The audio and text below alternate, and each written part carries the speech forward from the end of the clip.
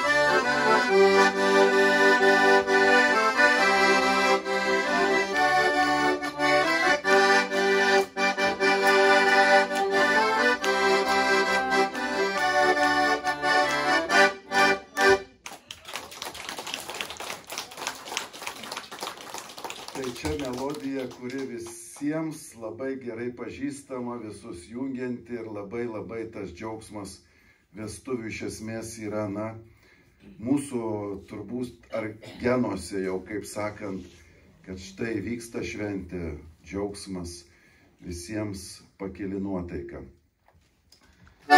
Bet dabar, kai mes pradėjome groti muzikos mokykloje, tai šitie grojimai buvo skaitomi kaip chaltūra, toks buvo žodis. Mums griežtai buvo draudžiama groti tai, kas ne iš natų.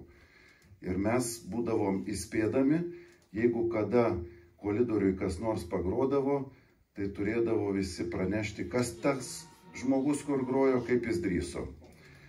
Tai mes grodavom tokius dalykus, kaip pavyzdžiui Bachas, ir jo kūrinėlis, pavyzdžiui, likė tik tai atminty.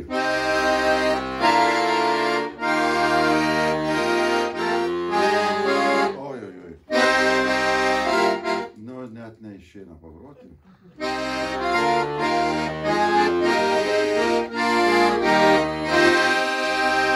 Reiškia, genialumas yra tame, kad čia yra, reiškia, gama, o čia viršui melodija.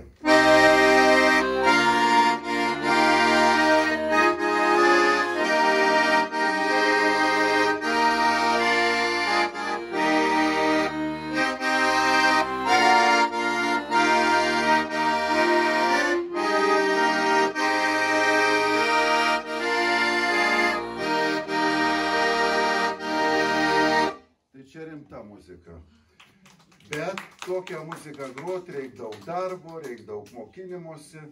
Todėl mes, kai susirinkom savo džiaugsmui ir savo grojimui, tada, aišku, grįžom prie to, kas širdžiai miela ir paprasta. O paprasta buvo tuo, kad mes daugiau, kaip ten bebūtų, grodami, norėjome ir melstis, ir giedoti, ir groti tuo pačiu linksmai. Ir sugalvom tokį stilių, kuris susideda iš vienos eilutės. Pavyzdžiui, nebijok, Dievas su tavim.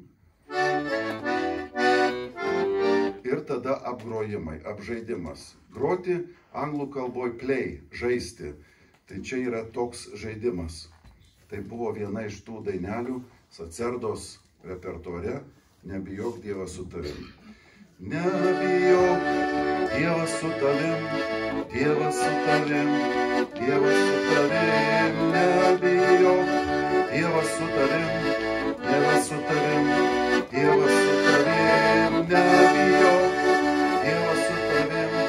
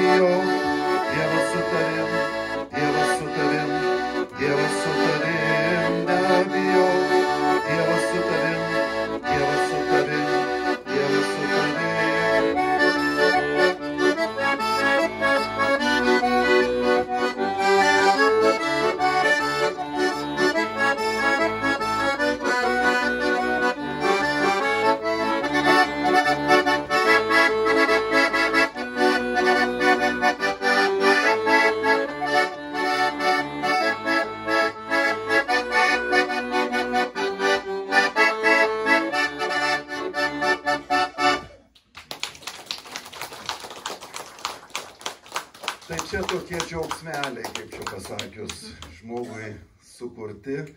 Ir aišku, labai smagus, kai drauge sueinam, padainuojam, pabūnam ir švenčiam gyvenimą. Tai apie tai yra ir mūsų susitikimai. Tai labai ačiū už jūsų laiką, už dovanotą bendrystę ir už pakvietimą mielai direktoriai šių gražių namų bibliotekos Dusetose. Ačiū labai jums.